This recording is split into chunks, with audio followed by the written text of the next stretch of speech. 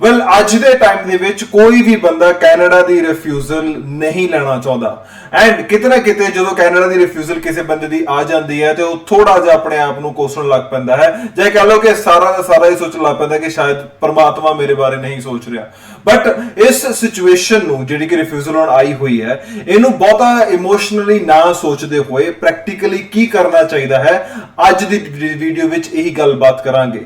Let's ਸੇ ਅਗਰ ਤੁਹਾਡੀ refusal ਆ ਗਈ ਹੈ ਕਿਸੇ ਵੀ ਵੀਜ਼ਾ ਵਿੱਚੋਂ ਫॉर ਐਗਜ਼ਾਮਪਲ ਸਟੱਡੀ ਵੀਜ਼ਾ ਵਿੱਚੋਂ ਆ ਗਈ ਹੈ ਜਾਂ ਵਿਜ਼ਟਰ ਵੀਜ਼ਾ ਵਿੱਚੋਂ ਆ ਗਈ ਹੈ ਜਾਂ ਤੁਹਾਡੀ ਪੀਆਰ ਦੀ ਫਾਈਲ ਰਿਫਿਊਜ਼ ਹੋ ਗਈ ਹੈ ਤੁਸੀਂ ਜੋ ਕਰ ਸਕਦੇ ਹੋ ਉਹ ਇਹ ਹੈ ਕਿ ਤੁਹਾਨੂੰ ਪਹਿਲਾਂ ਤਾਂ ਆਪਣੀ ਗਲਤੀ ਲੱਭਣੀ ਪੈਣੀ ਹੈ ਕੀ ਗਲਤੀ ਤੁਹਾਡੇ ਸਪਾਂਸਰ ਦੇ ਡਾਕੂਮੈਂਟਸ ਵਿੱਚ ਸੀਗੀ ਜਾਂ ਤੁਹਾਡੇ ਡਾਕੂਮੈਂਟਸ ਵਿੱਚ ਸੀਗੀ ਕੀ ਗਲਤੀ ਤੁਹਾਡੇ ਏਜੰਟ ਤੋਂ ਹੋਈ ਹੈ ਕਿ ਉਹਨੇ ਮਿਸ ਰਿਪਰੈਜ਼ੈਂਟ ਕੀਤਾ ਆ ਠੀਕ ਹੈ ਸੋ ਇਹ ਗਲਤੀ ਜਦ ਤੱਕ ਤੁਹਾਨੂੰ ਨਹੀਂ ਲੱਭਦੀ ਉਦੋਂ ਤੱਕ ਤੁਹਾਨੂੰ ਕੈਨੇਡਾ ਦੀ ਫਾਈਲ ਦੁਬਾਰਾ ਰੀਲੌਂਚ ਨਹੀਂ ਕਰਨੀ ਚਾਹੀਦੀ this is the first thing that you should do ਹੁਣ ਗਲਤੀ ਲੱਭਣੀ ਕਿੱਦਾਂ ਬਿਕੋਜ਼ ਰਿਫਿਊਜ਼ਲ ਲੈਟਰ ਤੇ ਤਾਂ ਸਿੱਧਾ ਇਹੀ ਲਿਖਿਆ ਹੋਇਆ ਕਿ ਤੁਸੀਂ ਵਾਪਸ ਨਹੀਂ ਆਉਣਾ ਐਂਡ ਉਹ ਤਾਂ ਸਾਰਿਆਂ ਨੂੰ ਸੇਮ ਇੱਕੋ ਜਿਹੀ ਆਉਂਦੀ ਹੈ ਕਿਸੇ ਨੂੰ ਇਹ ਲਿਖ ਦਿੰਦੇ ਕਿ ਫੰਡਸ ਤੁਹਾਡੇ ਠੀਕ ਨਹੀਂ ਹੈਗੇ ਕਿਸੇ ਨੇ ਕਹਿੰਦਾ ਵਾਪਸ ਨਹੀਂ ਆਉਣਾ ਇਹੀ ਮੇਨ ਦੋ ਤਿੰਨ ਚੀਜ਼ਾਂ ਲਿਖੀਆਂ ਹੁੰਦੀਆਂ ਨੇ ਬਟ ਅਗਰ ਬਾਈ ਚਾਂਸ ਕਹ ਲਓ ਕਿ ਅਗਰ ਇਹ ਕਹ ਲਓ ਕਿ ਤੁਹਾਨੂੰ ਪ੍ਰੋਪਰ ਐਕਸਪਲੇਨ ਕੀਤਾ ਜਾਵੇ ਕਿ ਤੁਹਾਡੀ ਰਿਫਿਊਜ਼ਲ ਇਹਨਾਂ ਰੀਜ਼ਨਸ ਕਰਕੇ ਲੱਗੀ ਹੈ ਦੈਨ ਤੁਹਾਨੂੰ ਤੁਹਾਡਾ ਕੇਸ ਜ਼ਿਆਦਾ ਈਜ਼ੀਲੀ ਤੁਸੀਂ ਸਮਝ ਸਕਦੇ ਹੋ ਕਹਿਣ ਦਾ ਮੋਟਿਵ ਕੀ ਹੈ ਕਿ ਕੈਨੇਡਾ ਦੀ ਗਵਰਨਮੈਂਟ IRCC ਸਾਨੂੰ ਇੱਕ ਆਪਸ਼ਨ ਦਿੰਦੀ ਹੈ ਜਿਹਦੇ ਵਿੱਚ ਅਸੀਂ ਆਪਣੀ ਫਾਈਲ ਕੈਨੇਡਾ ਦੀ ਐਮਬੈਸੀ ਵਿੱਚੋਂ ਕਢਾ ਸਕਦੇ ਹਾਂ ਦੋਜ਼ ਆਰ ਕਾਲਡ ਕੇਪਸ ਨੋਟਸ ਠੀਕ ਹੈ ਕੇਪਸ ਨੋਟਸ ਉਦੋਂ ਆਉਂਦੇ ਨੇ ਜਾਂ ਉਦੋਂ ਅਪਲਾਈ ਬੰਦਾ ਕਰਦਾ ਜਦੋਂ ਉਹਦੀ ਰਿਫਿਊਜ਼ਲ ਲੱਗ ਜਾਂਦੀ ਹੈ ਜਦੋਂ ਰਿਜੈਕਸ਼ਨ ਆ ਜਾਂਦੀ ਹੈ ਕੇਪਸ ਨੋਟਸ ਦੇ ਵਿੱਚ ਤੁਸੀਂ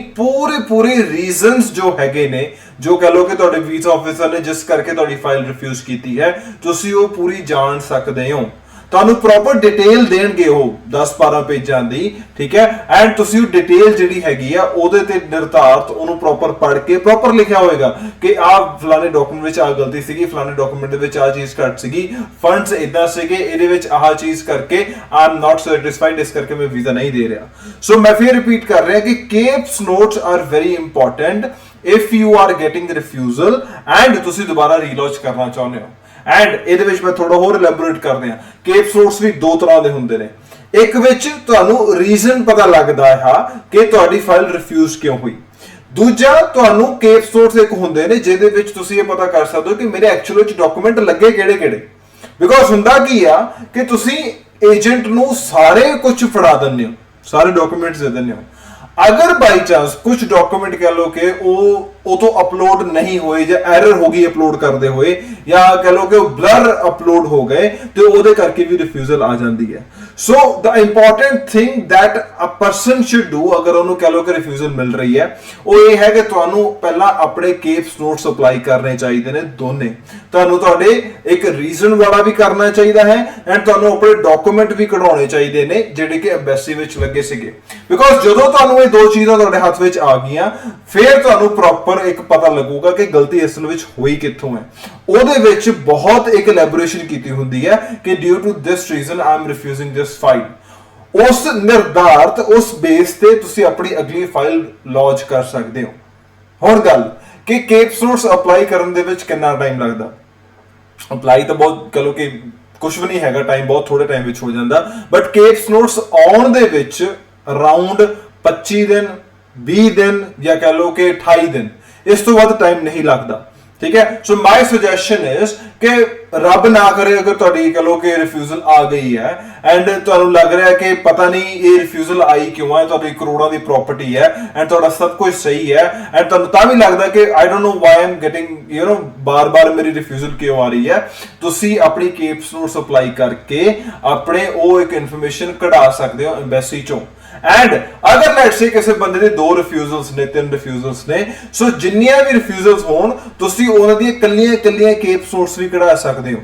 ਠੀਕ ਹੈ ਸੋ ਇਹ ਬਹੁਤ ਈਜ਼ੀ ਹੈ ਕਿ ਅਗਰ ਤੁਸੀਂ ਦੁਬਾਰਾ ਰੀਲੌਂਚ ਕਰਦੇ ਹੋ ਆਪਣੀ ਫਾਈਲ ਅੱਜ ਦੇ ਟਾਈਮ ਵਿੱਚ ਦੁਬਾਰਾ ਕਹ ਲਓ ਕਿ ਕੇਪ ਨੋਟ ਅਪਲਾਈ ਕਰਨ ਤੋਂ ਬਿਨਾ ਨਾ ਲਾਂਚ ਕਰਿਓ that is the only thing that you can do ਅਗਰ ਤੁਹਾਡੀ ਰਿਫਿਊਜ਼ਲ ਆਉਂਦੀ ਹੈ ਤਾਂ ਕਿ ਤੁਹਾਡਾ ਕੇਸ ਤੁਸੀਂ ਰੀਕਨਸੀਡਰ ਕਰਕੇ ਉਹਨੂੰ ਇੱਕ ਵਧੀਆ ਢੰਗ ਦੇ ਨਾਲ ਪ੍ਰੈਜ਼ੈਂਟ ਕਰ ਸਕਦੇ ਹੋ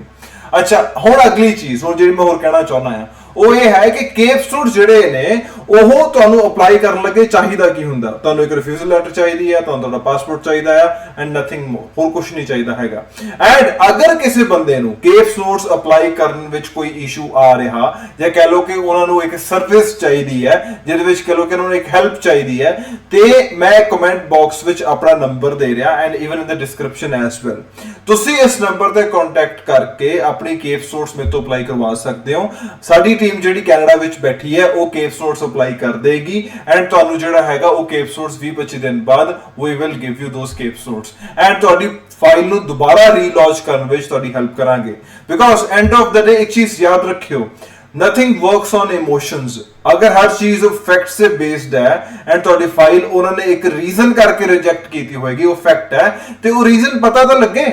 ਅਗਰ ਰੀਜ਼ਨ ਪਤਾ ਲੱਗੇਗਾ ਤੇ ਤਾਂ ਹੀ ਤੁਹਾਡਾ ਵੀਜ਼ਾ ਆਏਗਾ। ਬਿਕੋਜ਼ ਅਗਰ ਤੁਸੀਂ कह लो कि बिना सोचे एंड दोबारा फाइल लॉन्च कर दी, ਤੁਹਾਨੂੰ ਰੀਜ਼ਨ ਨਹੀਂ ਪਤਾ ਸੀਗਾ ਪੁਰਾਣੀ ਫਾਈਲ ਦੀ ਰਿਫਿਊਜ਼ਲ ਹੋਣ ਦਾ, ਤੇ ਤੁਹਾਡਾ ਕੇਸ ਦੁਬਾਰਾ ਫਿਰ ਰਿਜੈਕਟ ਹੋਏਗਾ। ਐਂਡ ਇਹ ਤਾਂ ਹੈ ਨਹੀਂ ਕਿ ਅੰਨੇਵਾਹ ਦੁਬਾਰਾ ਫਾਈਲਾਂ ਲਾਈ ਚੱਲੋ, ਉਹਦੇ ਨਾਲੋਂ ਇੱਕ ਵਾਰੀ ਕੇਪ ਸੂਟਸ ਅਪਲਾਈ ਕਰ ਲਓ, ਠੀਕ ਹੈ। ਅਪਲਾਈ ਕਰਨ ਤੋਂ ਬਾਅਦ 25 ਦਿਨ ਵੇਟ ਕਰ ਲਓ, 25 ਦਿਨ ਕੁਝ ਨਹੀਂ ਹੁੰਦੇ ਐਂਡ ਦੁਬਾਰਾ ਜਦੋਂ ਤੁਸੀਂ ਫਾਈਲ ਲੌਂਚ ਕਰਨੀ ਹੈ, ਪੂਰੇ ਕੇਪ ਸੂਟਸ ਦੀਆਂ ਜੋ ਗਲਤੀਆਂ ਸੀਗੀਆਂ ਉਹਨੂੰ ਉਹਦੇ ਵਿੱਚ ਇਲੈਬੋਰੇਟ ਕਰ ਦਿਓ, ਉਹ ਡਾਕੂਮੈਂਟ ਲਾ ਦਿਓ, ਤੁਹਾਡਾ ਵੀਜ਼ਾ ਗਰੰਟੀ ਆਏਗਾ। ਦੈਟ ਇਜ਼ ਦ ਫੈਕਟ, ਠੀਕ ਹੈ। ਸੋ ਆਈ ਹੋਪ ਅੱਜ ਦੀ ਮੈਂ ਵੀਡੀਓ ਵਿੱਚ ਜੋ ਤੁਹਾਨੂੰ ਮੈਂ ਗੱਲ ਸਮਝਾਈ ਹੈ, ਬਿਕੋਜ਼ ਇਹ ਗੱਲਾਂ ਮੈਨੂੰ ਬਹੁਤ ਸੁਣਨ ਨੂੰ ਮਿਲ ਰਹੀਆਂ ਨੇ, ਜਾਂ ਕਹ ਲਓ ਕਿ ਇਦਾਂ ਦੇ ਬਹੁਤ ਕੇਸਿਸ ਆ ਰਹੇ ਨੇ ਜਿਹੜੇ ਕਿ ਰਿਫਿਊਜ਼ਲਸ ਨੇ, ਐਂਡ ਮੈਂ ਉਹ ਫਾਈਲ ਨੂੰ ਜਦੋਂ ਫੜਦਾ ਆ, ਫਾਈਲ ਫੜਨ ਤੋਂ ਪਹਿਲਾਂ ਮੈਂ ਇੱਕ ਵਾਰੀ ਕੇਪ ਸੂਟਸ ਖੁਦ ਅਪਲਾਈ ਕਰਦਾ, ਤਾਂ ਕਿ ਮੈਨੂੰ ਪਤਾ ਤਾਂ ਹੋਵੇ, ਤਾਂ ਹੀ ਮੈਂ ਅਗਲੇ ਬੰਦੇ ਨੂੰ ਗਰੰਟੀ ਦੇ ਪਾਉਂਗਾ ਨਾ ਕਿ ਹਾਂ ਤੇਰਾ ਵੀਜ਼ਾ ਲੱਗੂਗਾ ਕਿ ਨਹੀਂ ਲੱਗੂਗਾ। ਸੋ ਉਮੀਦ ਹੈ ਅੱਜ ਦੀ ਵੀਡੀਓ ਤੁਹਾਨੂੰ ਯੂ نو ਇੱਕ ਇਨੀਸ਼ੀਏਟਿਵ ਹੋਏਗਾ, ਜਾਂ ਕਹ ਲਓ ਕਿ ਤੁਹਾਨੂੰ ਇੱਕ ਵਧੀਆ ਲੱਗੀ ਹੋਏਗੀ, ਜਾਂ ਤੁਹਾਨੂੰ ਸਮਝ ਆਇਆ ਹੋਏਗਾ ਕਿ ਅਗਰ ਤੁਹਾਡਾ ਰਿਫਿਊਜ਼ਲ ਹੈ ਤੁਸੀਂ ਕੀ ਕਰ ਸਕਦੇ ਹੋ, ਜਾਂ ਤੁਹਾਡੇ ਆਲੇ ਦੁਆਲੇ ਅਗਰ ਕਿਸੇ ਬੰਦੇ ਦਾ ਕੋਈ ਰਿਫਿਊਜ਼ਲ ਆਇਆ, ਬੱਚੇ ਦਾ ਆਇਆ, ਤੇ ਉਹਨਾਂ ਨੂੰ ਸਭ ਤੋਂ ਪਹਿਲਾਂ ਸਟੈਪ ਕੀ ਕਰਨਾ ਚਾਹੀਦਾ ਹੈ, ਰਾਦਰ ਦੈਨ ਅਪਲਾਈਂਗ ਅਗੇਨ, ਪਹਿਲਾਂ ਕੇਪ ਸੂਟਸ ਅਪਲਾਈ ਕਰੋ, ਠੀਕ ਹੈ। So thank you everybody, my number is in the description box, ਕਿਸੇ ਨੂੰ ਹੈਲਪ ਚਾਹੀਦੀ ਹੈ ਆਈਲ ਬੀ ਆਲਵੇਜ਼ देयर, ਠੀਕ ਹੈ। So thank you and bless you ਬੇਟਾ।